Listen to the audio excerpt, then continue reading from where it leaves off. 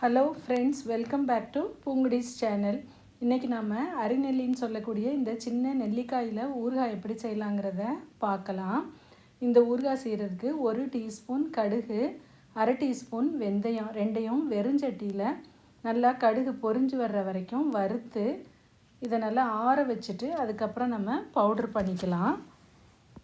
அடுத்ததாக அரைநெல்லிக்காய் ஒரு 1/2 கிலோ, அதாவது 2 கப் அளவுக்கு நல்லா ஃப்ரெஷ்ஷாக வீட்டிலே பறிச்சிருக்கிறேன். இதை ஒரு பாத்திரத்தில் தண்ணி வச்சு அதுக்கு மேலே வச்சு ஒரு 10 நிமிஷம் ஆவியில் வேக வைக்கணும். இது வேகட்டும். அதுக்கு இடையில் நம்ம மற்ற இன்க்ரீடியன்ஸை எடுத்து வச்சுக்கலாம்.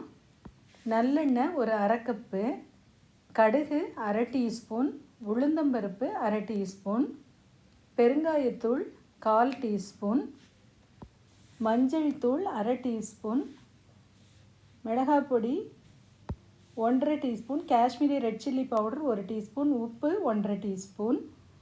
கடுகு வெந்தயத்தை பவுட்ரு பண்ணி ரெடி பண்ணி வச்சுக்கலாம். இப்போது 10 நிமிஷம் ஆயிடுச்சு. அரைநெல்லிக்காய் நல்லா வெந்துருச்சு.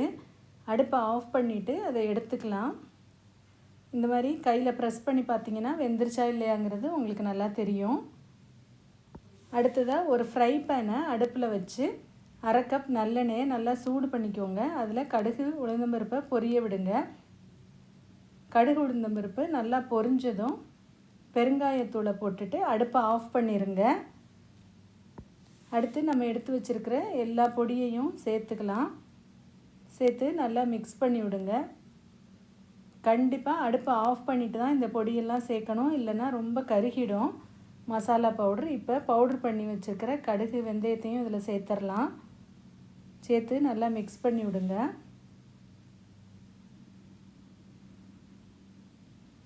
நல்லா மிக்ஸ் பண்ணி விட்டுட்டு நம்ம வேக வச்சு எடுத்து வச்சுருக்கிற அரைநெல்லிக்காயை இதில் சேர்க்கலாம்.